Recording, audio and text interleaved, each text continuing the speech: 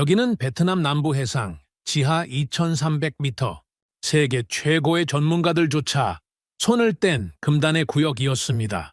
프랑스는 폭발 사고로 철수, 독일은 손 한 번 제대로 못 써보고 3개월 만에 포기. 미국과 영국은 아예 접근조차 하지 못했죠. 모두가 등을 돌린 그때 수평선 너머 조용히 다가오는 배 한 척. 작지만 단단한 국기를 휘날리며 예상치 못한 도전자들이 나타났습니다. 그리고 그들은 말했습니다. 저희는 한국에서 왔습니다. 현장에 있던 모든 사람들이 코웃음을 쳤습니다. 전 세계가 포기한 걸 당신들이 하겠다고요? 세계는 비웃었죠. 한국이 무슨 기술이 있어? 시간 좀 때우다가 갈 거야 라며 말이죠. 하지만 단 3일 뒤 바닷속에서 터져오른 것은 조롱이 아니라 수십 년간 잠들어 있던 검은 기적이었습니다. 모두가 포기한 그곳을 지켜낸 대한민국. 지금 시작합니다. 그 전에 잠깐 1초 만에 누를 수 있는 좋아요 버튼을 꾹 눌러주시면 영상 제작에 아주 큰 힘이 됩니다. 그럼 바로 시작하겠습니다. 귀청이 찢어질 듯한 경고음이 바다 전체를 뒤덮었습니다. 2300m 지하에서 솟구치는 압력이 시추관을 통해 올라오고 있었어요. 한순간만 방심해도 모든 게 날아갈 수 있는 상황이었죠. 바로 그 순간 저는 깨달았습니다. 이곳이 얼마나 위험한 곳인지 말입니다. 저는 마이클 크로우입니다. 미국 텍사스 출신이고 20년 넘게 세계 곳곳의 바다에서 석유를 찾아다녔습니다. 하지만 이런 아찔한 순간은 처음이었어요. 모든 건 저희 아버지로부터 시작되었습니다. 어릴 적 아버지는 퇴근하시면 항상 무릎에 저를 앉혀놓고 신비로운 이야기를 들려주셨거든요. 마이클, 저기 바다 밑 깊은 곳에는 검은 보물이 숨겨져 있단다. 아버지의 목소리는 마법 같았습니다. 제 상상력을 완전히 사로잡았죠. 하지만 그 보물은 아무나 가질 수 없어.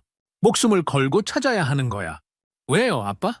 왜냐하면 지하 깊은 곳에서 잠자고 있는 거대한 힘이 갑자기 깨어나면 바다 전체가 뒤집힐 수도 있거든. 당시엔 그냥 재밌는 모험 이야기인 줄 알았습니다.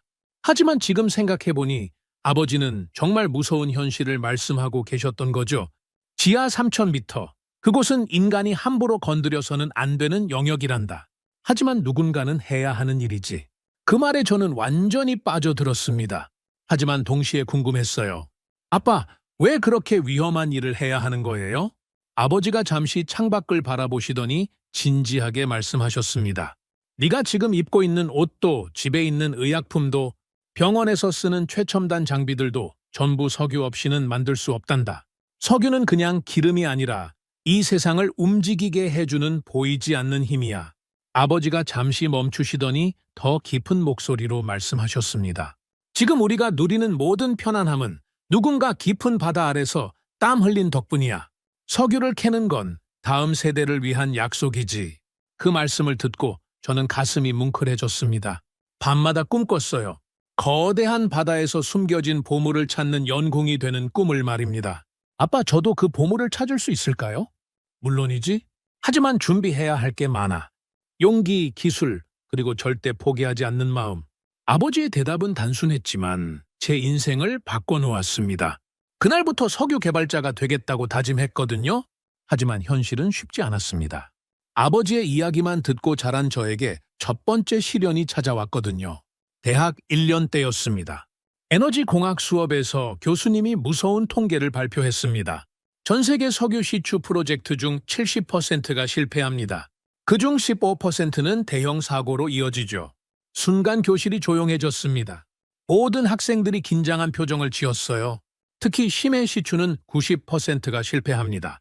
여러분이 꿈꾸는 일이 바로 그런 일이에요. 그 말을 듣고 많은 동기들이 전공을 바꿨습니다. 하지만 저는 오히려 더 단단해졌어요. 아버지 말씀이 떠올랐거든요. 누군가는 해야 하는 일이지. 대학에서 에너지공학을 전공했고 졸업하자마자 현장으로 뛰어들었습니다.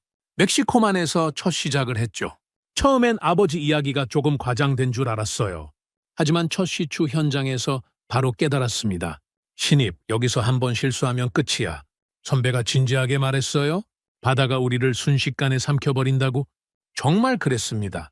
압력계 바늘이 빨간색 구역을 넘나들 때마다 심장이 멈출 것 같았어요. 하지만 그 긴장감과 성취감을 맛본 후로는 헤어날 수 없었습니다. 첫 번째 성공 프로젝트는 멕시코만 동부 유전이었습니다. 깊이 1,500m에서 하루 8,000배럴을 뽑아냈죠. 그때의 희열을 잊을 수가 없어요. 마이클, 자네 재능이 있어. 현장 감독이 칭찬해줬어요. 아버지 덕분입니다. 제가 겸손하게 대답했죠. 아버지요? 어릴 때부터 이 일에 대한 꿈을 키워주셨거든요. 그 후로 저는 승승장구했습니다. 성공 프로젝트들이 계속 이어졌어요. 아버지 말씀이 맞았습니다. 정말 다음 세대를 위한 약속이었거든요. 제가 뽑아내는 석유 한 방울 한 방울이 누군가의 생활을 편리하게 만들고 병원에서는 생명을 구하는 데 쓰이고 있었습니다. 노르웨이 북해의 거친 파도에서는 혹독한 추위와 싸우며 일했습니다. 영하 20도의 바람이 얼굴을 때리는 가운데서도 시추를 계속했어요. 그곳에서 하루 1,200배럴을 생산하는 유전을 발견했죠. 사우디아라비아 사막에서는 낮 50도의 뜨거운 모래와 씨름했습니다. 텐트 안에서 자면서도 모래바람 때문에 잠을 이루기 어려웠죠. 하지만 그곳에서 중동 최대 규모 중 하나인 유전을 발견했습니다. 러시아 시베리아의 얼어붙은 땅에서는 영하 40도의 추위 속에서 작업했습니다. 숨을 쉴 때마다 입김이 얼어붙었죠. 하지만 그 혹독한 환경에서도 유럽 전체를 공급할 수 있는 대형 유전을 찾아냈습니다. 지구 곳곳의 유전을 돌아다니며 경험을 쌓았습니다. 성공도 많았고 실패도 많았어요. 특히 기억에 남는 실패가 하나 있습니다. 2017년 브라질 해상 유전 프로젝트였어요. 모든 조건이 완벽해 보였습니다. 지질 조사 결과도 좋았고 날씨도 안정적이었죠. 하지만 시추 3일 만에 대형 사고가 일어났습니다. 갑작스런 압력 급등으로 시추관이 폭발한 거예요. 다행히 인명피해는 없었지만 6개월간의 준비가 하루아침에 물거품이 됐습니다. 마이클, 이런 일도 있는 거야. 현장 감독이 위로해줬어요. 하지만 저는 정말 좌절했습니다. 처음으로 큰 실패를 맛본 거였거든요. 그날 밤 아버지에게 전화를 걸었습니다. 아빠, 저 실패했어요. 실패라니? 무슨 일이야? 브라질 프로젝트가 완전히 망했어요. 제 계산이 틀렸나 봐요. 아버지가 잠시 조용하시더니 말씀하셨습니다. 마이클아, 실패는 성공의 어머니야. 네가 지금까지 성공만 했다는 게 오히려 이상했어. 하지만 이제야 진짜 전문가가 되는 거야. 실패를 모르는 사람은 진정한 성공도 모르거든. 아버지의 말씀이 큰 위로가 됐습니다. 그 후로 저는 더욱 신중하고 꼼꼼해졌어요. 그런데 2019년 3월 제게 특별한 제안이 들어왔습니다. 마이클, 베트남 해상 유전 프로젝트에 참여할 의향이 있나? 회사 상사가 물었어요. 하지만 그의 표정이 심각했습니다. 조건이 어떻게 되죠? 솔직히 말하면 매우 위험해. 지금까지 5개 팀이 도전했다가 모두 실패했어. 단순한 실패요? 그냥 실패가 아니야. 폭발 사고도 있었고 부상자도 나왔어. 한 팀은 아예 철수했다고. 순간 등골이 서늘해졌어요. 하지만 동시에 아버지의 목소리가 들렸습니다. 누군가는 해야 하는 일이지. 가겠습니다. 저는 망설이지 않았어요. 정말 다시 생각해봐도 되는데. 아니에요. 이런 도전이야말로 제가 찾던 거예요. 상사가 놀란 표정을 지었어요. 알겠어. 하지만 정말 위험할 거야. 각오하고 가라고. 베트남으로 출발하기 전 저는 이 프로젝트에 대해 자세히 조사했습니다. 베트남 남부 해상, 지하 2,300m.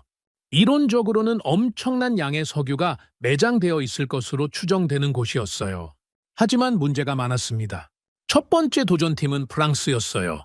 3개월 동안 시도했지만 압력 조절에 실패해서 포기했습니다. 두 번째는 독일팀.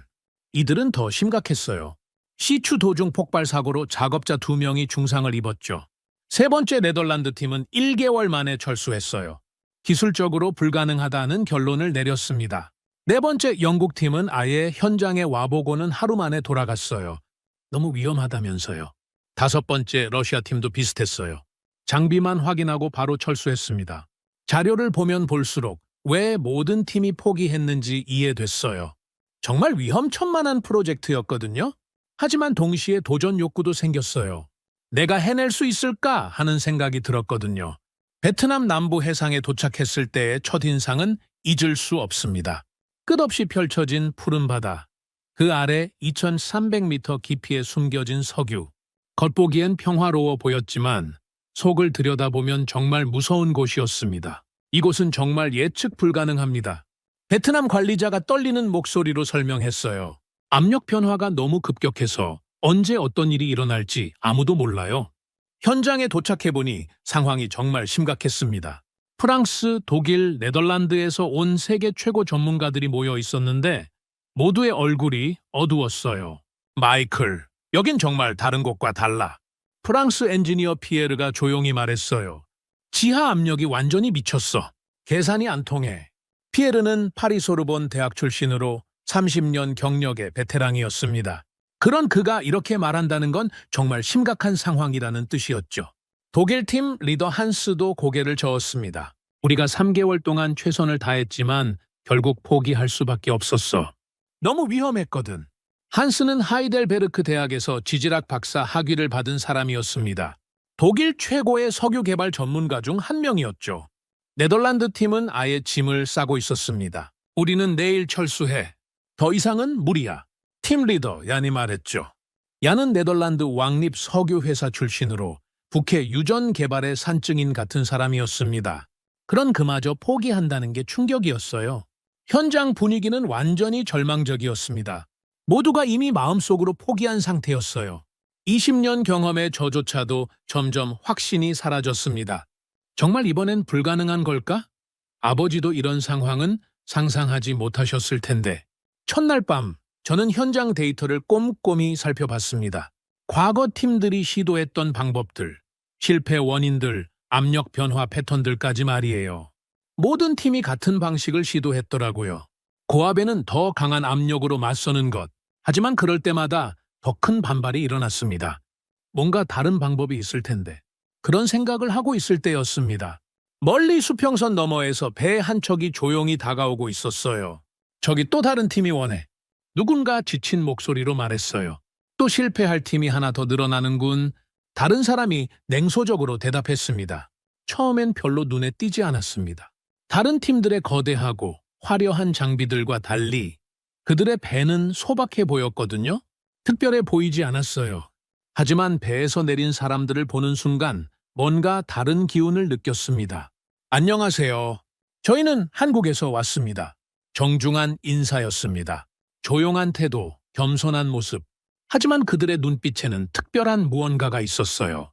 다른 팀들이 보여준 절망이나 체념과는 완전히 달랐습니다. 오히려 확신에 찬 모습이었어요. 한국 팀은 총 12명이었습니다. 팀 리더인 김태호 박사는 서울대 공학박사 출신으로 30년 경력의 베테랑이었어요. 조용하지만 눈빛에 강한 의지가 느껴지는 분이었습니다. 압력 전문가인 박민수 차장은 항상 계산기를 손에 들고 있었습니다. 복잡한 압력 방정식도 머릿속으로 척척 계산하는 사람이었죠. 시추 전문가 이창호 과장은 30년간 바다에서만 일한 사람이었습니다. 거친 손과 검게 그을린 얼굴에서 바다 내공이 느껴졌어요. 그 외에도 각자 분야의 전문가들이었습니다. 하지만 공통점이 있었어요. 모두 조용하지만 확신에 차 있다는 것이었죠.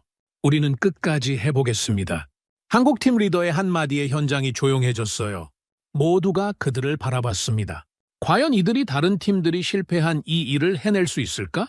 솔직히 말하면 저도 처음엔 회의적이었어요. 하지만 그들에게서 아버지가 말씀하신 그것을 느꼈습니다. 포기하지 않는 마음, 그리고 다음 세대를 위한 진심 어린 책임감 말이에요. 한국팀이 도착하기 전까지 이곳은 정말 절망 그 자체였습니다. 베트남 남부 해상, 끝없이 펼쳐진 바다 및 지하 2,300m.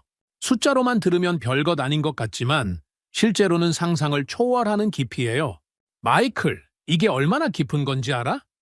독일 엔지니어 한스가 물었습니다. 글쎄요, 2,300m면 63층 빌딩을 40개 쌓아 올린 높이야. 그걸 거꾸로 땅속에 박아 넣은 거라고 생각해봐. 순간 아찔했어요. 그 깊이에서 석유를 뽑아낸다는 게 얼마나 무모한 일인지 실감났거든요. 게다가 수압도 장난 아니야. 프랑스 엔지니어 피에르가 덧붙였어요. 바다 표면에서 2,300m 아래면 수압만으로도 1제곱센티미터당 230kg이야. 230kg이요? 그런데 여기엔 수압뿐만 아니라 지하 압력까지 더해져. 총 압력이 얼마인지 아냐? 저는 고개를 저었어요. 1제곱센티미터당 400kg이야. 내 손바닥만 한 곳에 자동차 한 대가 올라타고 있는 거와 같아. 상상만 해도 무서웠어요. 그런 압력이 시추관을 통해 올라온다면 어떻게 될까요? 하지만 진짜 문제는 압력만이 아니었습니다. 작년에 프랑스 팀이 시추하다가 사고가 났어. 베트남 관리자가 조심스럽게 말했습니다. 갑자기 압력이 치솟으면서. 어떻게 됐죠? 시추관이 로켓처럼 하늘로 날아갔어. 다행히 사람은 안 다쳤지만 장비는 완전히 박살났지. 베트남 관리자 응웬 씨는 15년간 이 해역에서 일한 베테랑이었어요. 그런 그가 떨리는 목소리로 말하는 걸 보니 정말 심각했던 것 같았습니다. 그 이야기를 들으니 등골이 서늘해졌어요. 하지만 더 무서운 건 따로 있었습니다. 그게 끝이 아니야. 네덜란드 팀 리더얀이 말했어요. 독일 팀은 더 심했어. 폭발로 플랫폼이 기울어지면서 작업자 2명이 바다에 빠졌거든. 구조됐나요? 다행히 구조됐지만 한 명은 아직도 트라우마로 고생하고 있어. 독일 팀이 겪었던 사고는 정말 아찔했다고 했어요. 갑작스런 압력 급등으로 플랫폼 한쪽이 들려 올라가면서 균형을 잃은 거였죠. 그때 바다 색깔이 완전히 바뀌었다고 해. 아니 계속 말했어요. 검은 기름이 바다에 흘러나오면서 푸른 바다가 시커멓게 변했어. 환경 오염까지 일어난 거였어요. 베트남 정부에서 엄청난 배상금을 요구했다고 했습니다. 현장 분위기는 점점 무거워졌어요. 모두가 과거의 실패담을 늘어놓기 시작했거든요. 영국 팀도 3개월 시도하다가 포기했어. 노르웨이 전문가들은 아예 접근도 안 하려고 해. 러시아 팀은 와서 하루 만에 돌아갔다고. 심지어 미국 최고의 전문가도 이곳은 불가능하다고 했어. 저도 점점 확신이 사라졌어요. 20년 경험이 무색할 정도로 이곳은 달랐습니다. 매일 아침 일어나면 바다를 바라봤어요. 겉보기엔 평온해 보이지만 그 아래 2,300m에는 정말 무서운 괴물이 잠들어 있는 것 같았거든요. 마이클, 솔직히 말해서 난 무서워. 피에르가 어느 날 밤 속삭였어요. 20년 이 일 해왔지만 이런 곳은 처음이야. 저도 마찬가지예요.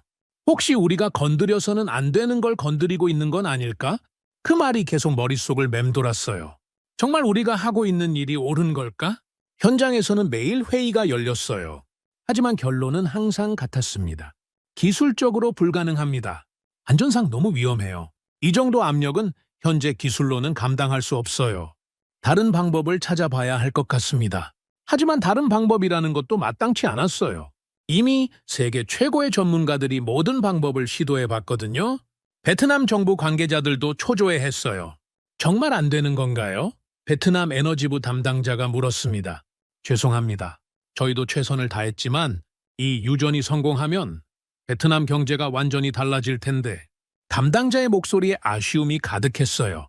베트남 정부로서는 정말 간절한 프로젝트였거든요. 독일 팀이 먼저 포기를 선언했어요. 더 이상은 무리입니다. 철수하겠어요. 정말요? 3개월이나 준비했는데. 안전이 우선이에요. 더 위험해지기 전에 떠나는 게 낫겠어요. 그 다음 프랑스 팀도 짐을 쌌습니다. 미안해, 마이클. 우리도 한계야. 조금 더 시도해 볼 수는 없을까요? 아니야.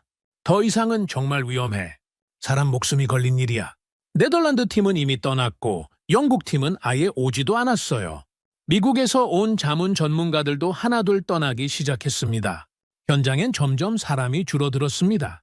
거대했던 시추 플랫폼도 텅 비어가기 시작했어요. 이제 정말 끝인가 보네. 베트남 관리자가 한숨을 쉬었습니다. 저도 마음이 무거웠어요. 아버지에게 들었던 그 멋진 모험 이야기와는 너무 달랐거든요. 현실은 냉혹했습니다. 그렇게 모두가 포기 모드에 빠져 있을 때였어요. 저기 배가 하나 더 오네요. 누군가 바다를 가리키며 말했습니다. 멀리서 작은 배 한 척이 천천히 다가오고 있었어요. 또 누가 와서 실패할 건가? 이제 그만 좀 왔으면 좋겠는데. 사람들의 반응은 싸늘했어요. 이미 너무 많은 실패를 봤거든요. 하지만 그 배에서 내린 사람들은 달랐습니다. 안녕하세요. 저희는 한국에서 왔습니다. 정중한 인사를 하는 그들을 보며 현장 사람들은 고개를 갸웃했어요. 한국? 거기서도 석유 나와? 아시아 쪽은 기술이 어떨까? 속닥속닥 의심의 목소리들이 들렸습니다. 솔직히 저도 의외였어요. 한국이 석유 개발에 그렇게 뛰어나다는 이야기를 들어본 적이 없었거든요. 하지만 한국팀은 전혀 개의치 않는 것 같았어요. 조용히 장비를 내리고 차근차근 현장을 둘러봤습니다. 혹시 이전 시추 데이터를 볼 수 있을까요? 한국팀 리더가 물었어요. 물론이죠. 하지만 별로 도움이 안 될 거예요. 모두 실패 기록이거든요. 괜찮습니다. 실패도 중요한 정보니까요. 그 대답에 저는 조금 놀랐어요.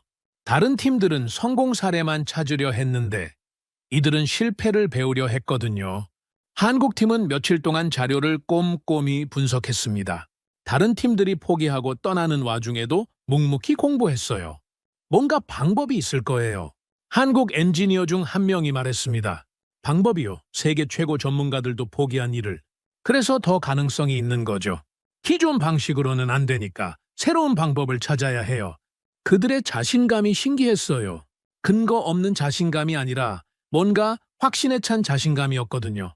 혹시 어떤 방법을 생각하고 계세요? 제가 물었습니다. 아직 확실하지 않지만 압력을 막는 대신 조절하는 방법을 연구하고 있어요. 조절한다고요? 네. 힘으로 막으려 하지 말고 흐름을 바꿔주는 거죠. 처음 듣는 접근법이었어요. 다른 팀들은 모두 압력을 막으려고만 했거든요. 구체적으로 어떤 방식인가요? 제가 더 궁금해서 물었어요. 한국팀 리더 김태호 박사가 간단한 그림을 그려가며 설명했어요. 물이 높은 곳에서 낮은 곳으로 흐르는 것처럼 압력도 마찬가지예요. 갑자기 막으면 더 큰 반발이 일어나죠. 맞아요. 그런데 단계적으로 압력을 줄여주면 어떨까요? 급격한 변화가 아니라 천천히 조절하는 거죠. 단계적으로요? 네. 마치 계단을 내려가는 것처럼 압력을 조금씩 줄여나가는 거예요? 설명을 들어보니 일리가 있어 보였어요. 하지만 여전히 의문이 많았습니다. 그런데 구체적으로 어떻게 하실 건가요? 그게 김 박사가 잠시 망설이더니 말했어요. 저희 고유 기술이라서 자세히 말씀드리기는 어렵지만 밀도 차이를 이용한 방법이에요. 밀도 차이요? 네. 서로 다른 밀도의 액체를 순차적으로 투입해서 압력 구배를 만드는 거죠. 뭔가 복잡해 보였지만 과학적인 원리는 있어 보였어요. 그날 밤 저는 한국 팀 캠프에서 불빛이 새벽까지 켜져 있는 걸 봤어요. 그들은 밤새 뭔가를 준비하고 있었습니다. 과연 이들이 해낼 수 있을까? 희미한 기대감이 생겼어요. 처음으로 말이죠. 한국 팀이 본격적인 작업을 시작한 건 도착한 지 일주일 후였어요. 그들의 첫 행동은 정말 예상 밖이었습니다. 다른 팀들처럼 거대한 장비를 들고 오지 않았거든요. 대신 바다를 직접 돌아다니기 시작했어요. 저분들 뭐 하는 거예요? 베트남 관리자가 물었습니다. 한국팀 엔지니어들이 작은 보트를 타고 시추 지점 주변을 계속 맴돌고 있었거든요. 손에는 간단한 측정 장비만 들고 말이에요. 아마 수심이나 조류를 확인하는 것 같은데요. 제가 대답했지만 사실 저도 확실하지 않았어요. 다른 팀들은 모두 최첨단 장비로 지하 구조를 분석했는데 이들은 정말 원시적인 방법을 쓰고 있었거든요. 저렇게 해서 뭘 알 수 있을까? 독일 팀에서 남아있던 한스가 고개를 저었어요. 하지만 한국 팀은 3일 동안이나 그 작업을 계속했습니다. 비가 와도 바람이 불어도 멈추지 않았어요. 정말 끈질기네. 프랑스 엔지니어 피에르가 감탄했어요. 저도 신기했어요. 다른 팀들은 날씨가 조금만 나빠져도 작업을 중단했는데 이들은 달랐거든요. 혹시 뭘 측정하고 계신 건가요? 제가 직접 물어봤어요. 바다 흐름과 온도 변화를 측정하고 있어요. 한국 엔지니어가 대답했어요. 그게 시추와 무슨 관련이 있나요? 바다 표면의 변화가 지하 압력에 영향을 줄 수 있거든요. 미세한 변화까지 파악해야 해요. 정말 꼼꼼한 사람들이었어요. 다른 팀들이 간과했던 부분까지 신경 쓰고 있었거든요. 그리고 나서 그들이 한 일은 더욱 놀라웠습니다. 시추 장비를 직접 손으로 만지기 시작한 거예요. 뭐 하는 거죠? 베트남 기술자가 물었어요. 장비 상태를 확인하고 있습니다. 한국팀 리더가 대답했어요. 확인이라고요? 이미 검사는 다 끝났는데요. 네, 하지만 저희 방식으로 다시 한번 확인해야 해요. 그들은 정말 꼼꼼했어요. 볼트 하나하나까지 직접 만져보고 관의 연결 부분도 손으로 확인했습니다. 저분들이 만지고 난 부분이 더 단단해진 것 같은데?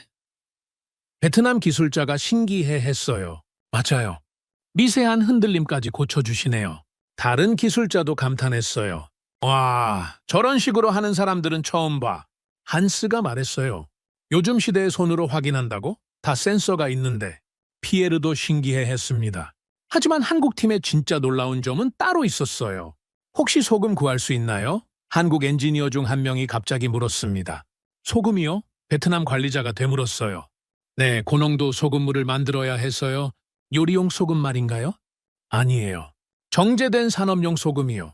얼마나 필요한데요? 800톤 정도요. 그 순간 현장이 조용해졌습니다. 모두가 믿을 수 없다는 표정으로 그들을 바라봤어요. 800톤이라고요? 제가 다시 물었어요. 네, 맞습니다. 소금을 왜 그렇게 많이? 한스가 어리둥절해 했어요. 압력 조절용입니다. 한국팀 리더가 차분하게 설명했어요. 순간 현장이 웅성거렸어요. 소금물로 압력을 조절한다고? 그게 가능한 일인가? 농담하는 거 아니야? 의심의 목소리들이 여기저기서 들렸습니다. 당연했어요. 지금까지 아무도 시도해 본 적 없는 방법이었거든요. 혹시 이론적 근거가 있나요? 제가 물었습니다. 엔지니어로서 궁금했거든요. 물론입니다. 한국 엔지니어가 도면을 펼쳤어요. 고농도 소금물의 밀도를 이용해서 압력 구배를 만드는 거예요. 압력 구배예요. 네. 지하에서 올라오는 압력을 단계적으로 줄여주는 거죠. 갑작스럽게 막는 게 아니라 천천히 조절하는 겁니다. 설명을 들어보니 일리가 있어 보였어요. 하지만 여전히 의문이 많았습니다. 구체적으로 어떤 원리인가요? 피에르가 물었어요. 일반 물의 밀도는 1이에요.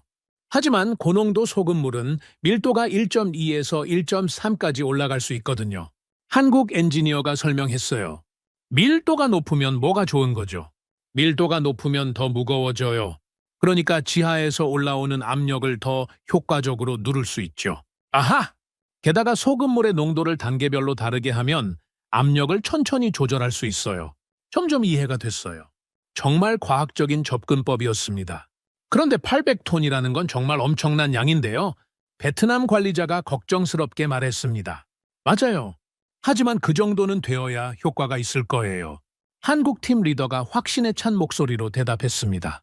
비용은 얼마나 들죠? 그건 걱정하지 마세요. 저희가 준비하겠습니다. 그 말에 모두가 놀랐습니다. 800톤의 고급 소금이면 엄청난 비용인데 자비로 준비한다는 거였거든요. 정말 확신이 있으신 거군요. 제가 말했죠.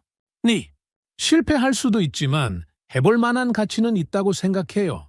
그들의 눈빛에서 진심을 느꼈습니다. 단순한 도전 정신이 아니라 정말 해낼 수 있다는 믿음이 있었거든요. 근데 혹시 이런 방법을 어디서 배우신 거예요? 피에르가 물었죠. 저희 할아버지 세대부터 내려온 방법이에요. 한국 엔지니어가 웃으며 대답했어요. 할아버지 세대요? 네. 옛날에 염전에서 바닷물을 조절할 때 쓰던 기술을 응용한 거예요. 정말 놀라웠습니다. 최첨단 기술이 아니라 전통적인 지혜를 현대적으로 응용한 거였거든요. 한국에는 염전이 많았나요? 제가 궁금해서 물었어요. 네. 서해안과 남해안에 수많은 염전이 있었어요. 저희 할아버지도 염전에서 일하셨거든요. 그래서 소금에 대해 잘 아시는군요. 맞아요. 소금물의 농도 조절은 저희에게는 기본기예요. 그제서야 이해됐어요. 이들이 왜 소금물을 사용하겠다고 한 건지 말이에요. 하지만 여전히 의심의 목소리가 많았어요. 전통 기술로 이런 고압을 견딜 수 있을까? 한스가 고개를 저었어요. 위험하지 않나요? 베트남 안전 담당자가 걱정했습니다. 혹시 실패하면 더 큰 사고가 날 수도 있는 거 아닌가요? 그런 우려들이 쏟아졌지만 한국팀은 흔들리지 않았습니다. 모든 안전장치는 다 준비했습니다. 한국팀 리더가 말했습니다. 만약 위험하다 싶으면 즉시 중단하겠어요. 정말 괜찮을까요? 베트남 관리자가 마지막으로 물었죠. 저희를 믿어보세요. 한국 엔지니어가 진지하게 말했습니다. 분명히 좋은 결과가 있을 거예요. 그날 밤 800톤의 소금이 도착했습니다. 정말 산더미 같은 양이더군요. 와, 정말 가져왔네. 현장 사람들이 모두 나와서 구경했어요. 이제 진짜 시작이구나. 저도 마음이 설렜죠. 한국팀은 밤새 소금물을 만들기 시작했습니다. 정확한 농도를 맞추기 위해 계속 측정하고 또 측정하더군요. 농도 15% 소금물 200톤 완성. 농도 20% 소금물 300톤 완성. 농도 25% 소금물 300톤 완성. 단계별로 서로 다른 농도의 소금물을 만들고 있었던 겁니다. 저 사람들 정말 대단하네. 피에르가 감탄했어요. 밤새 안 자고 일해. 진짜 해낼 것 같기도 하고. 한스도 인정하는 분위기였죠. 새벽이 되자 드디어 준비가 끝났습니다. 준비 완료했습니다. 한국팀 리더가 발표했어요. 모든 사람들이 긴장한 채로 지켜봤어요. 과연 이 전례 없는 시도가 성공할까요? 그럼 시작하겠습니다. 한국 엔지니어가 스위치에 손을 댔어요. 그 순간 모두의 심장이 빨라졌습니다. 정말 기적이 일어날까요? 고농도 소금물이 시추관으로 들어가기 시작했습니다. 처음엔 모든 게 순조로워 보였어요. 천천히 조심스럽게 내려가는 소금물. 한국팀은 긴장한 채로 압력계를 지켜봤습니다. 1차 투입 완료. 한국 엔지니어가 보고했어요. 압력은 어떻게 되나요? 베트남 관리자가 물었습니다. 조금씩 안정화되고 있어요. 처음 30분 동안은 정말 희망적이었어요. 압력계 바늘이 조금씩 내려가는 게 보였거든요. 오, 정말 되는 것 같은데? 피에르가 놀라며 말했어요. 아직 섣불리 판단하면 안 돼. 한스가 신중하게 대답했지만 그의 표정도 기대감으로 밝아졌죠. 하지만 1시간이 지나자 상황이 달라졌습니다. 베트남 정부 관계자들이 현장에 도착한 거였어요. 그들의 표정은 심각했습니다. 잠깐만요. 에너지부 부장관이 손을 들며 말했어요.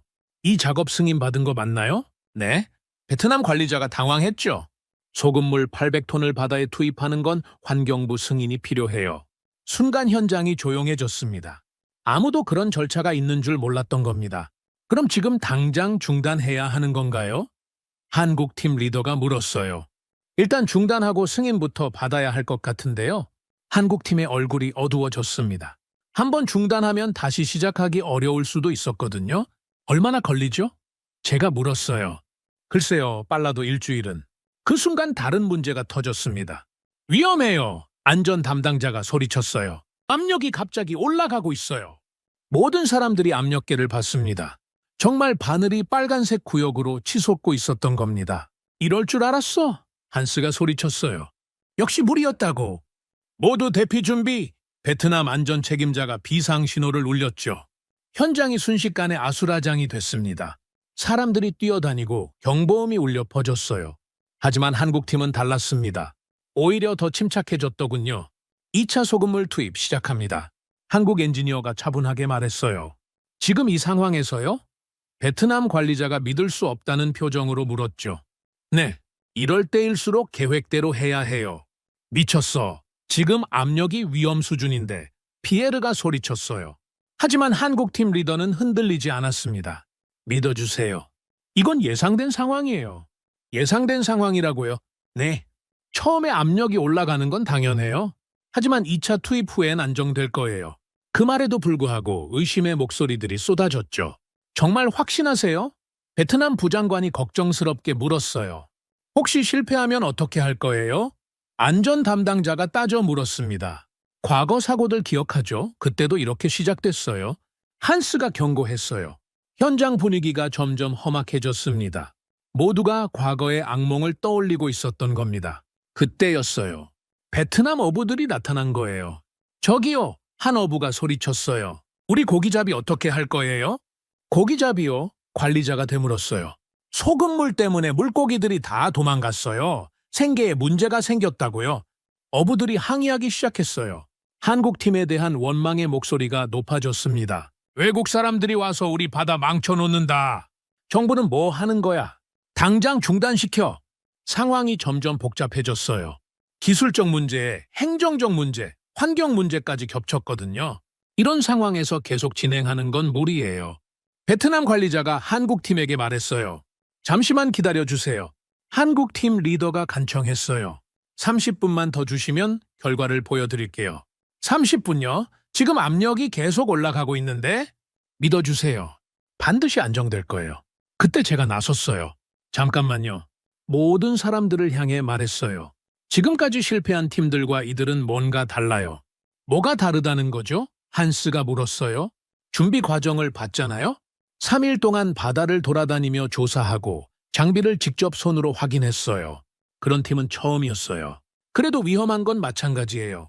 안전 담당자가 반박했어요. 맞아요.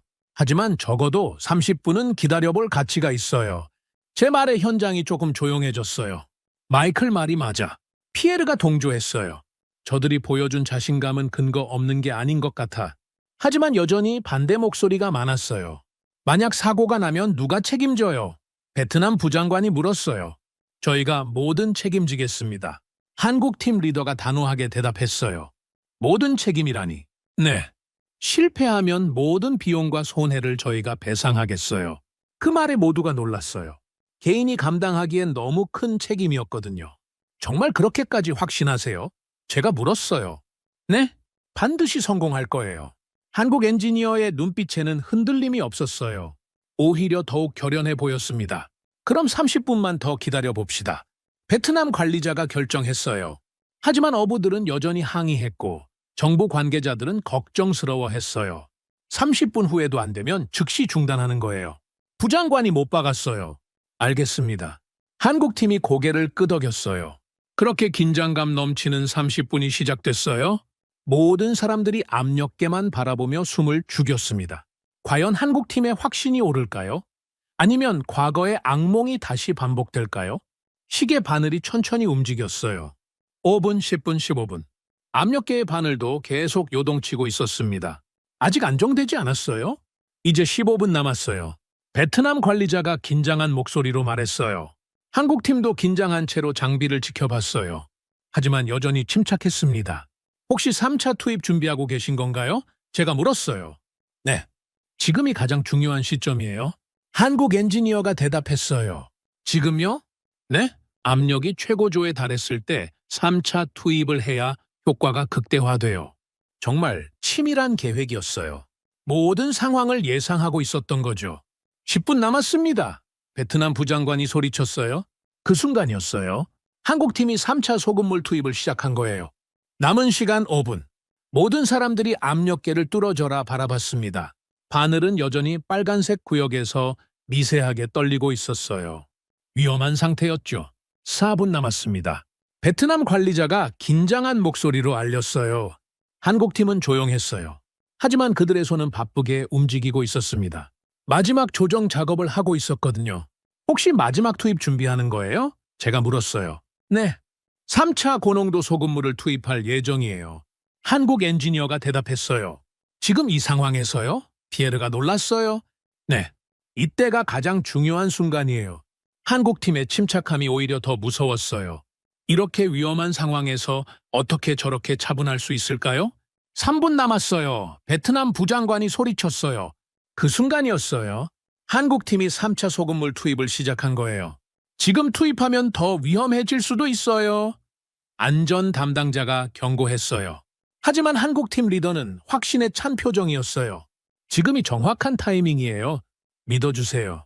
3차 소금물이 시추관으로 들어가기 시작했습니다. 더 진한 농도의 더 많은 양의 소금물이었어요.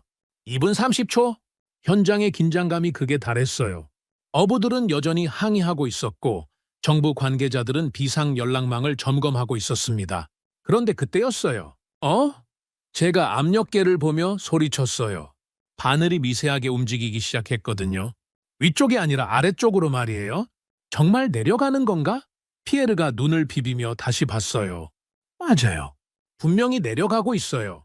한스도 인정했어요. 압력계 바늘이 천천히, 정말 천천히 내려가고 있었습니다. 2분, 베트남 관리자가 알렸지만 이제 그의 목소리에도 기대감이 섞여 있었어요. 한국팀은 여전히 조용했어요. 하지만 그들의 얼굴에 미소가 살짝 번졌습니다. 정말 되는 거예요? 베트남 부장관이 믿을 수 없다는 표정으로 물었어요. 아직 확실하지 않지만 한국팀 리더가 신중하게 대답했어요. 좋은 신호인 것 같아요. 압력이 계속 내려갔어요. 빨간색 구역을 벗어나 주황색 구역으로 들어갔습니다. 1분 30초. 이제 모든 사람들이 희망적인 표정을 짓기 시작했어요. 정말 기적이 일어나는 건 아닐까요? 와, 정말 신기하네. 어부 중 한 명이 말했어요. 외국 사람들이 진짜 해내는 거야. 항의하던 어부들도 이제 관심 있게 지켜보고 있었어요. 1분! 압력이 노란색 구역까지 내려왔어요. 아직 안전하다고 할 수는 없지만 확실히 개선되고 있었습니다. 30초! 한국팀이 마지막 점검을 시작했어요. 모든 밸브와 압력계를 다시 한번 확인했습니다. 10초! 모든 사람들이 숨을 죽였어요. 5, 4, 3, 2, 1 시간 끝. 바로 그 순간 압력계 바늘이 녹색 구역에 들어왔어요. 성공이다. 누군가 소리쳤어요. 현장이 환호성으로 터졌습니다. 모든 사람들이 박수를 치고 서로 껴안았어요. 정말 해냈네요. 베트남 관리자가 감격스러워했어요. 아직 끝이 아닙니다. 한국팀 리더가 차분하게 말했어요. 이건 시작일 뿐이에요. 하지만 분위기는 완전히 바뀌었어요. 의심과 걱정이 희망과 기대로 변했습니다. 어떻게 이런 일이 가능했죠? 제가 물었어요. 소금물의 밀도 차이를 이용한 거예요. 한국 엔지니어가 설명했어요. 3단계로 나누어서 투입하니까 압력이 단계적으로 조절된 거죠. 정말 대단해요. 피에르가 감탄했어요. 이론적으로는 알고 있었지만 실제로 해낸 사람은 처음 봐요. 한스도 인정했어요. 그런데 진짜 놀라운 일은 그 다음이었습니다. 압력이 계속 안정화되고 있어요.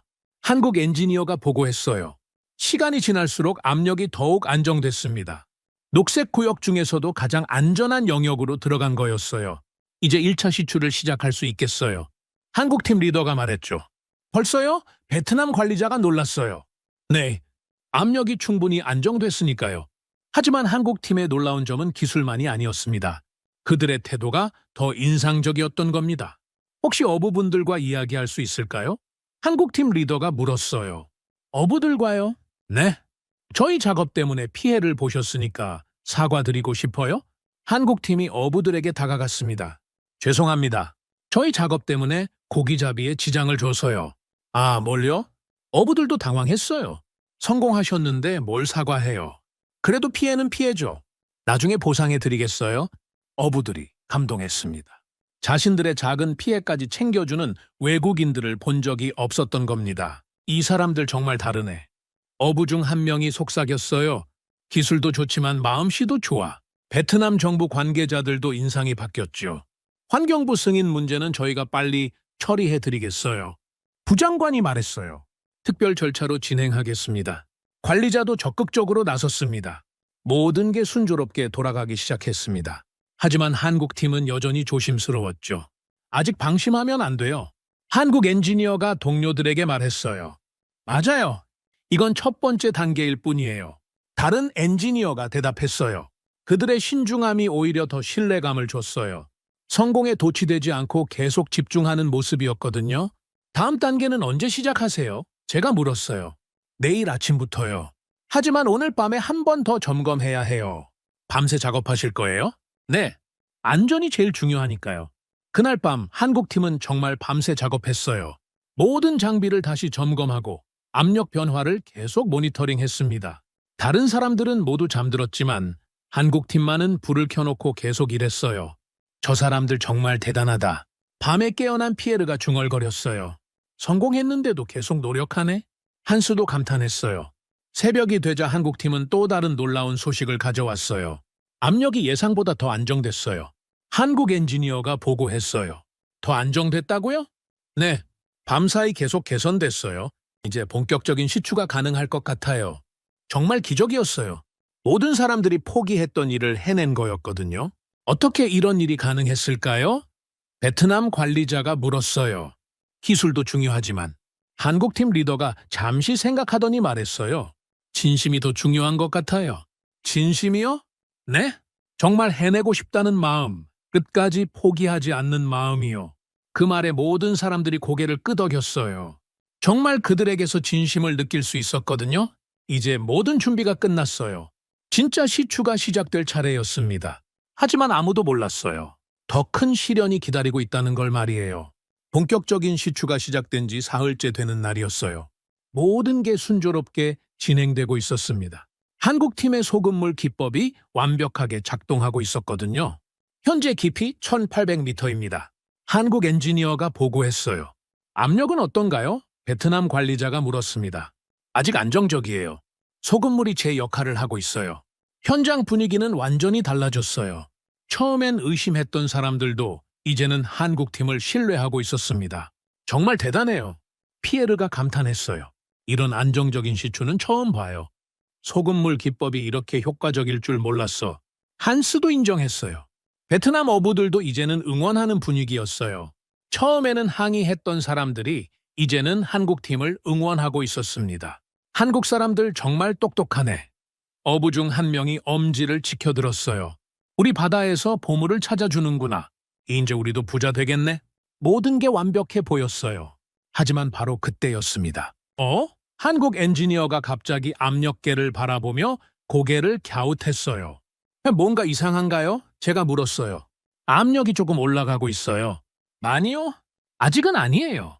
하지만 패턴이 다르네요. 처음엔 별일 아닌 것 같았어요. 시추 과정에서 압력 변화는 자연스러운 일이었거든요. 하지만 30분 후 상황이 달라졌습니다. 깊이 2000m 돌파했습니다. 한국 엔지니어가 기쁘게 보고했어요. 모든 사람들이 박수를 쳤어요. 2000m는 중요한 이정표였거든요. 이제 절반 정도 왔네요. 베트남 관리자가 기뻐했어요. 목표까지 300m 더 가면 돼요. 한국팀 리더도 만족스러워했어요. 하지만 기쁨은 오래가지 않았어요. 압력이 계속 올라가고 있어요. 한국 엔지니어가 걱정스럽게 말했어요. 얼마나요? 생각보다 빠르게 올라가고 있어요. 압력계 바늘이 조금씩 위로 움직이고 있었어요. 아직 위험한 수준은 아니었지만 패턴이 예상과 달랐습니다. 혹시 4차 소금물을 더 투입해야 하나요? 제가 물었어요. 아직은 괜찮을 것 같은데. 한국팀 리더가 신중하게 대답했어요. 하지만 1시간 후 상황이 심각해졌습니다. 깊이 2200m입니다. 압력이 주황색 구역에 들어왔어요. 이제 모든 사람들이 긴장하기 시작했어요. 주황색 구역은 경고 단계였거든요.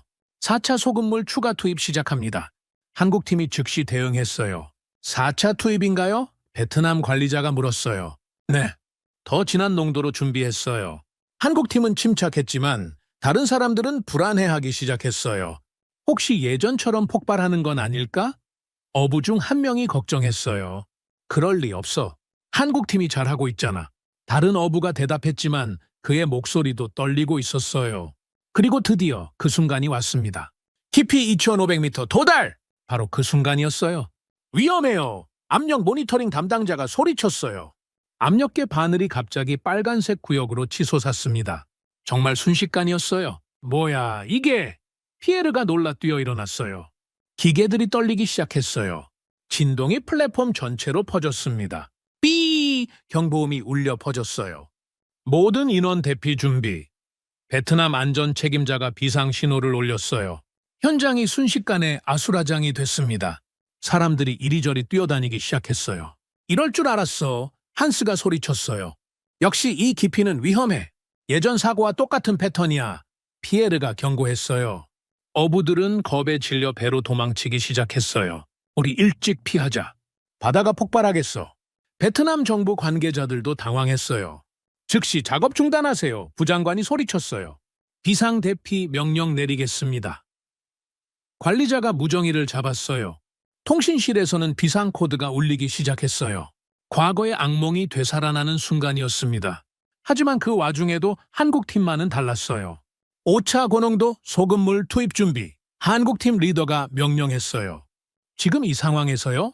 베트남 관리자가 믿을 수 없다는 표정으로 물었어요. 지금이 가장 중요한 순간이에요. 미쳤어. 압력이 폭발 직전인데. 한스가 소리쳤어요.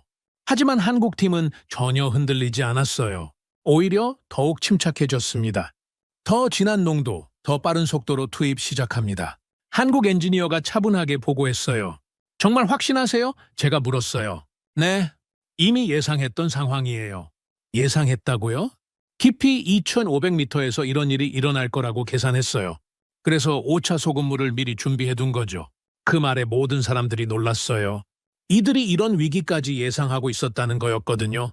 정말 괜찮을까요? 베트남 부장관이 떨리는 목소리로 물었어요. 믿어주세요. 30분만 기다려주시면 안정될 거예요. 하지만 상황은 점점 더 악화됐어요. 기계 진동이 더 심해졌고 압력계 바늘은 최고 위험 구역까지 올라갔습니다. 이제 정말 위험해요. 안전 담당자가 절규했어요. 모두 대피하세요. 사람들이 하나둘 플랫폼을 떠나기 시작했어요. 너무 무서웠거든요. 마이클, 우리도 피하자. 피에르가 제 팔을 잡아 끌었어요. 하지만 저는 한국팀을 보고 있었어요. 그들만은 여전히 자리를 지키고 있었거든요. 왜 안 피해요? 제가 물었어요. 지금 떠나면 모든 게 끝이에요. 한국팀 리더가 대답했어요. 하지만 생명이 더 중요하잖아요. 이 일이 성공하면 더 많은 생명을 구할 수 있어요. 그 말에 저는 깊이 감동했어요. 자신의 안전보다 프로젝트의 성공을 생각하는 그들의 모습에서 진정한 프로 정신을 봤거든요. 5차 소금물 투입 완료. 한국 엔지니어가 보고했어요. 이제 정말 기다리는 수밖에 없었어요. 과연 이들의 계산이 맞을까요? 시간이 천천히 흘렀어요. 5분, 10분, 15분. 압력계 바늘은 여전히 최고 위험 구역에서 미세하게 떨리고 있었습니다. 아직도 안 안정되네요. 베트남 관리자가 걱정스럽게 말했어요. 조금 더 기다려주세요. 한국팀이 간청했어요. 20분, 25분. 모든 사람들이 숨을 죽이고 기다렸어요. 그리고 마침내 30분이 지났을 때였어요. 제가 압력계를 보며 소리쳤어요. 바늘이 미세하게 떨리던 게 멈췄어요. 그리고 천천히, 정말 천천히 내려가기 시작했습니다. 정말 내려가는 거예요? 베트남 관리자가 믿을 수 없다는 표정으로 물었어요. 맞아요. 분명히 내려가고 있어요. 한국 엔지니어가 기뻐했어요. 압력이 빨간색 구역을 벗어나 주황색으로, 다시 노란색으로 내려갔습니다. 성공이에요. 한국팀이 환호했어요. 그 순간 피했던 사람들이 하나둘 돌아오기 시작했어요. 정말 해냈네! 피에르가 달려와서 한국팀을 껴안았어요. 믿을 수 없어! 한스도 감탄했어요. 베트남 정부 관계자들도 안도의 표정을 지었어요. 정말 대단하세요. 부장관이 한국팀에게 감사 인사를 했어요. 하지만 한국팀은 여전히 조심스러웠어요.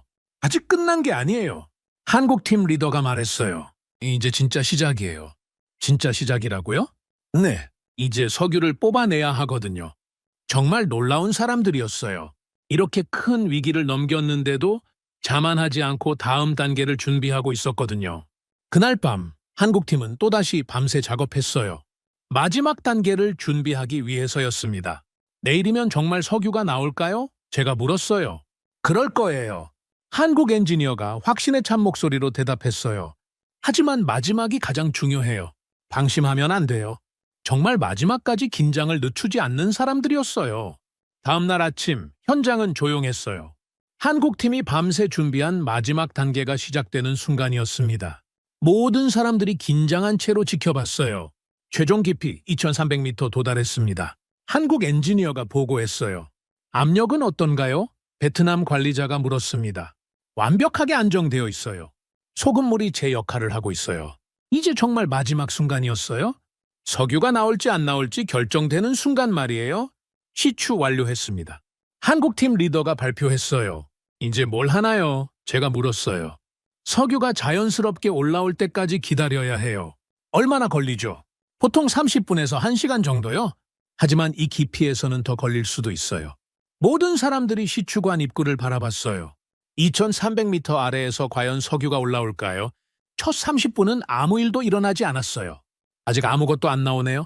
피에르가 걱정스럽게 말했어요. 혹시 실패한 건 아닐까? 한스도 불안해했어요.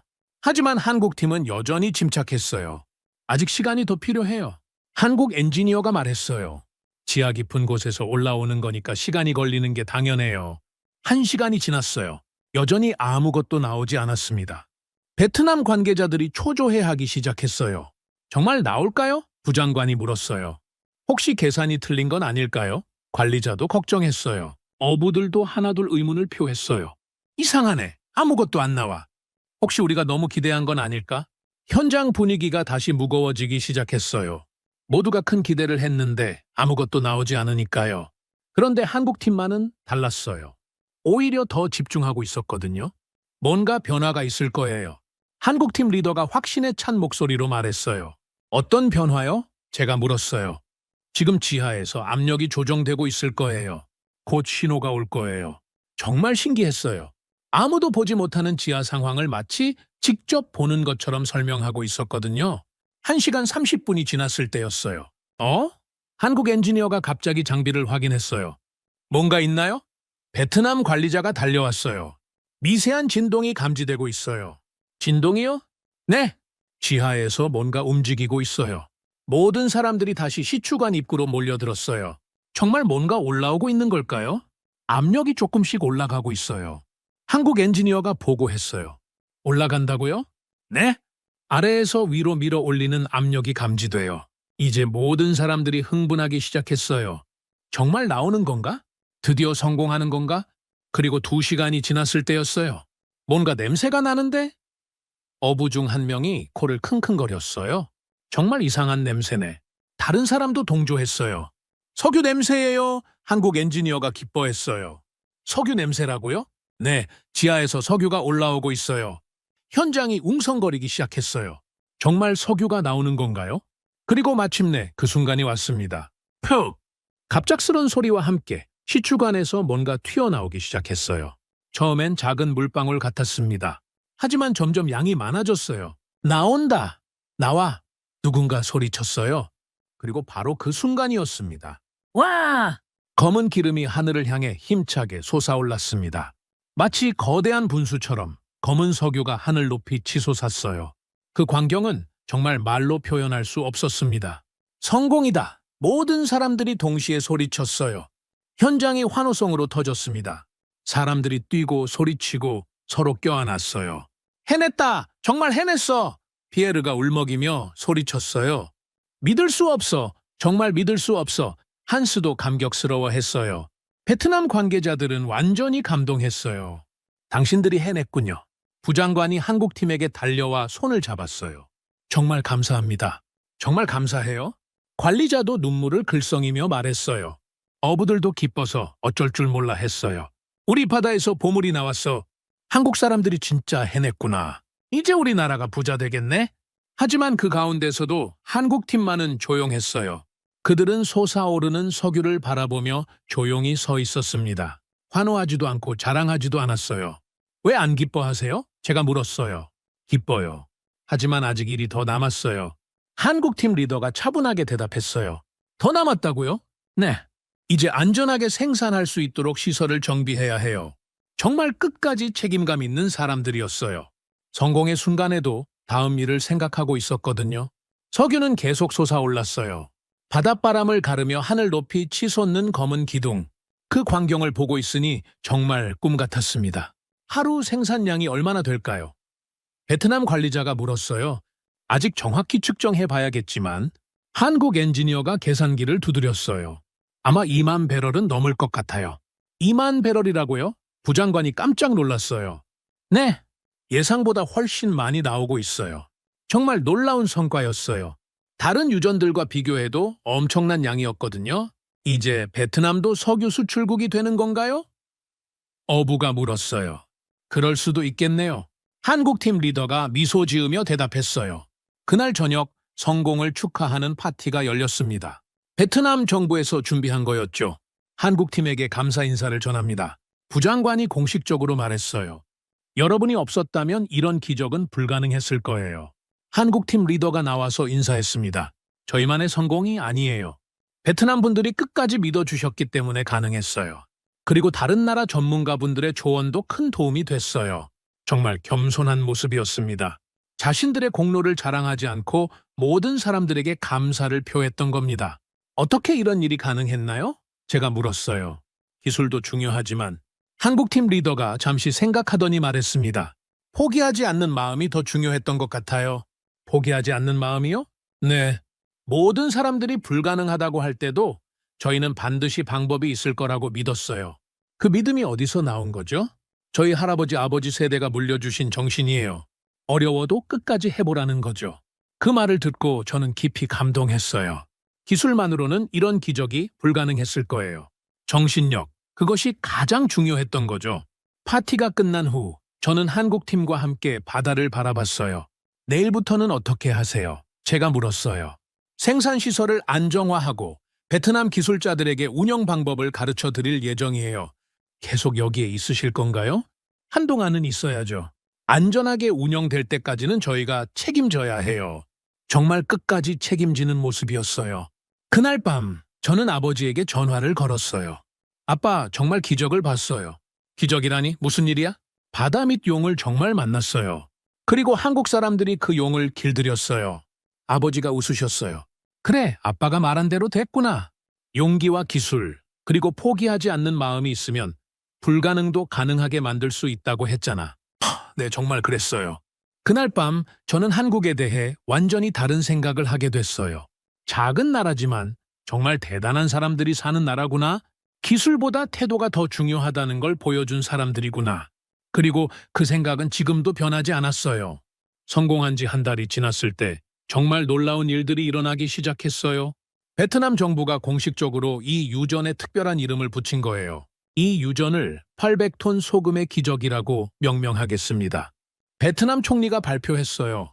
앞으로 이곳은 베트남과 한국의 우정을 상징하는 장소가 될 것입니다. 정말 감동적인 순간이었어요. 한국팀의 노력이 공식적으로 인정받는 순간이었거든요. 800톤 소금의 기적이라니 정말 멋진 이름이네요. 제가 한국팀 리더에게 말했어요. 과분한 호칭이에요. 그가 겸손하게 대답했어요. 저희는 그냥 최선을 다했을 뿐이에요. 하지만 변화는 그것만이 아니었어요. 베트남 전체가 달라지기 시작했습니다. 이 유전에서 나오는 석유 때문에 경제가 급성장하기 시작한 거예요. 하루 생산량이 2만 5천 배럴을 넘어섰어요. 베트남 에너지부 장관이 발표했어요. 이는 베트남 경제에 혁신적인 변화를 가져올 것입니다. 정말 놀라운 성과였어요. 예상보다 훨씬 많은 석유가 나오고 있었거든요. 베트남 GDP가 15%나 상승했다는 소식도 들렸어요. 한 개의 유전이 나라 전체 경제를 바꾸고 있었습니다.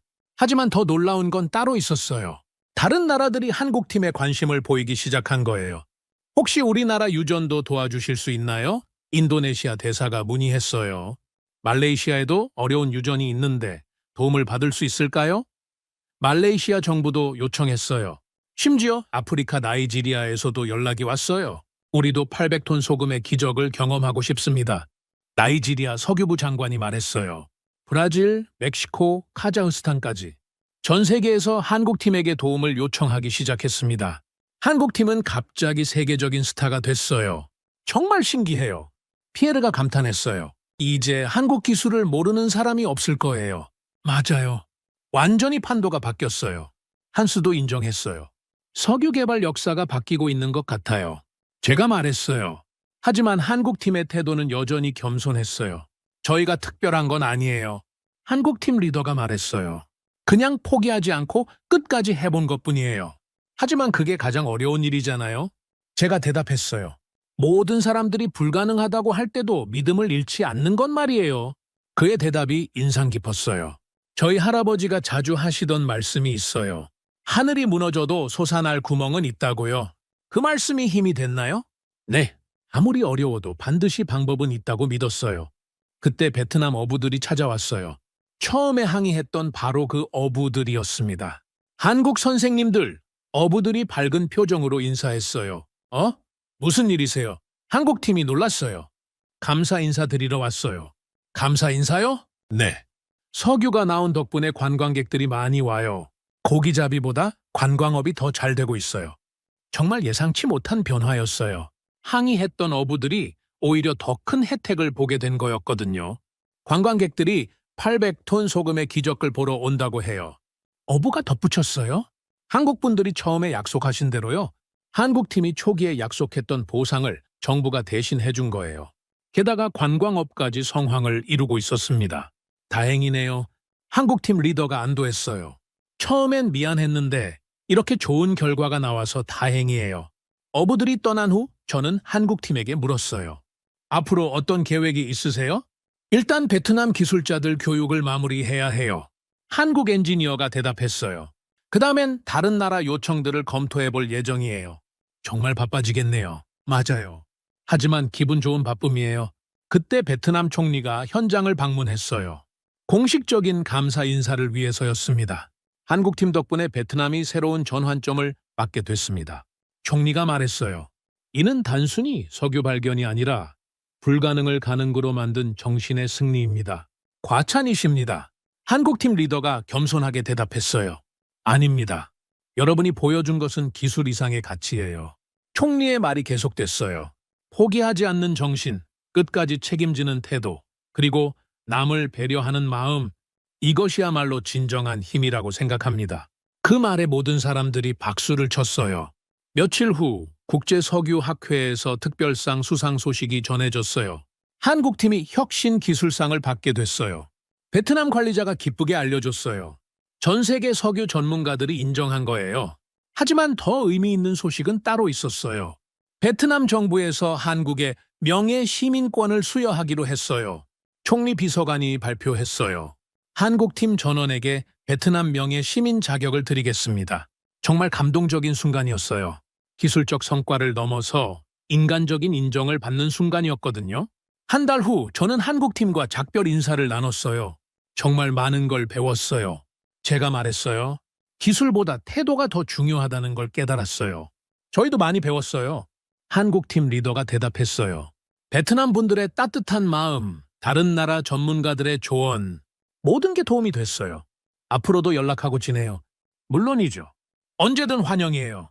그들이 떠나는 날, 베트남 사람들이 모두 나와서 배웅했어요. 안녕히 가세요. 감사합니다. 또 오세요. 정말 따뜻한 작별이었어요. 그 후 6개월이 지났을 때 놀라운 소식들이 계속 들려왔어요. 한국팀이 인도네시아에서도 성공했다는 소식, 말레이시아 유전도 안정화됐다는 소식, 심지어 아프리카에서도 좋은 결과를 내고 있다는 소식이었어요. 브라질에서는 한국팀이 개발한 유전이 남미 최대 규모로 성장했다는 뉴스가 나왔어요. 한국의 시대가 왔네요.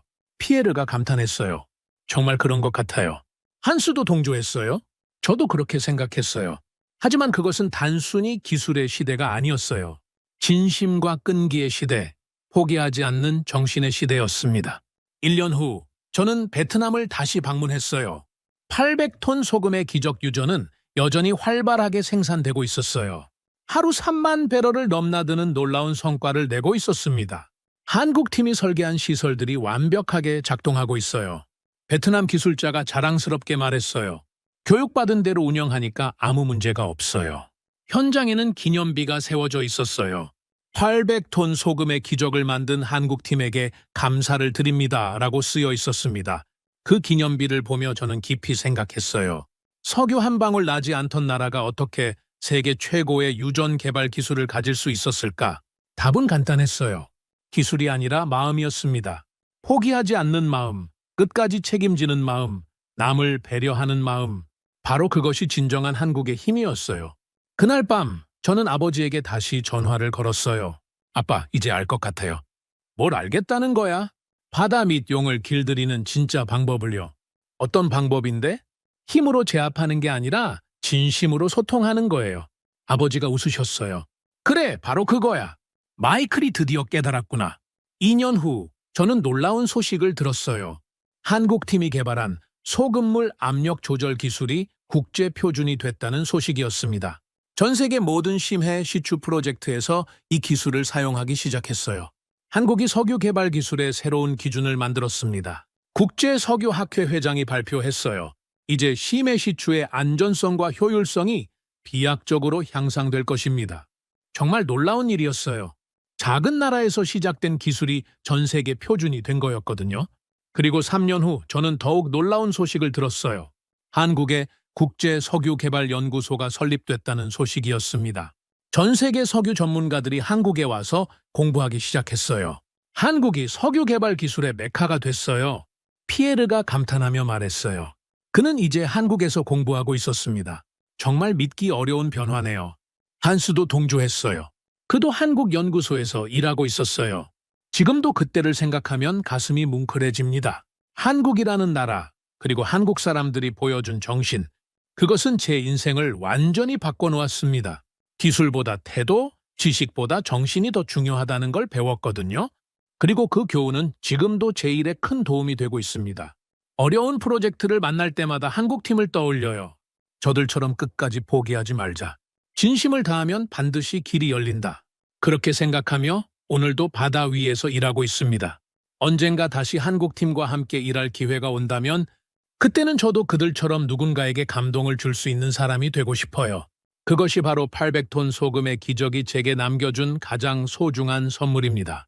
그날 검은 기름이 하늘을 찌르며 솟구치던 순간을 잊을 수 없습니다.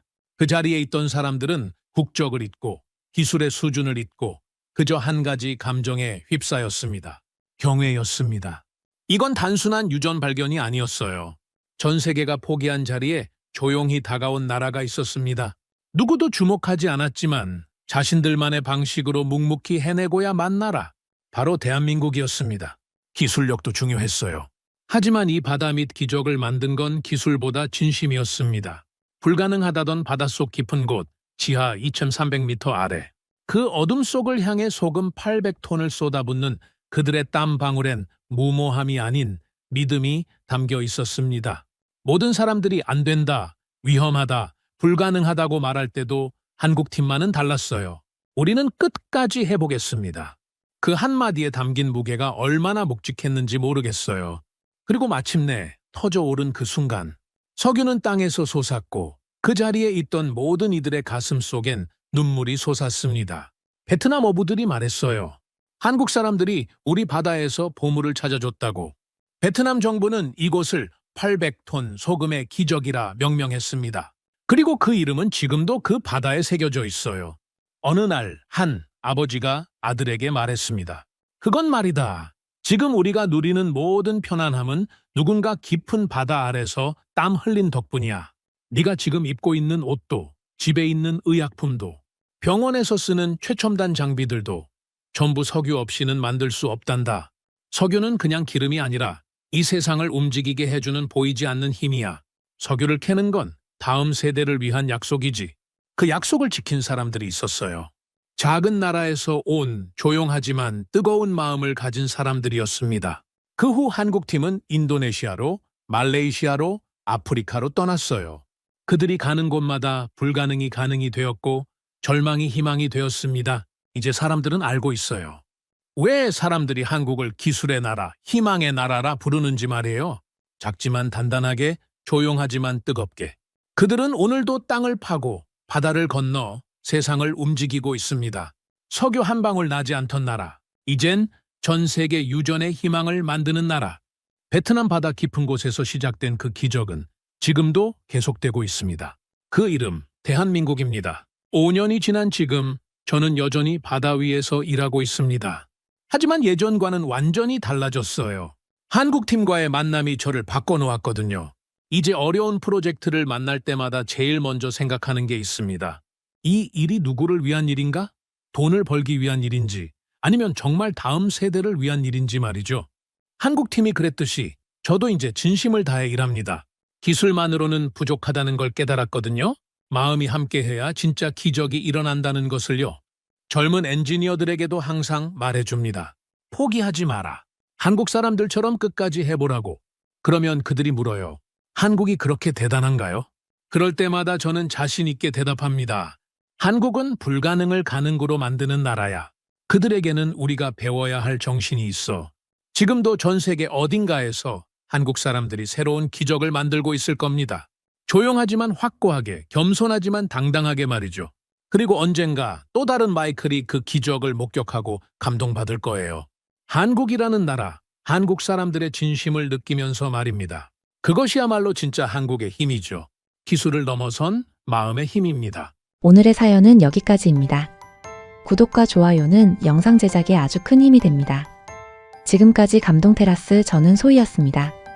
오늘도 우리 구독자님들의 가정에 따뜻한 행복이 가득하시길 진심으로 바라겠습니다.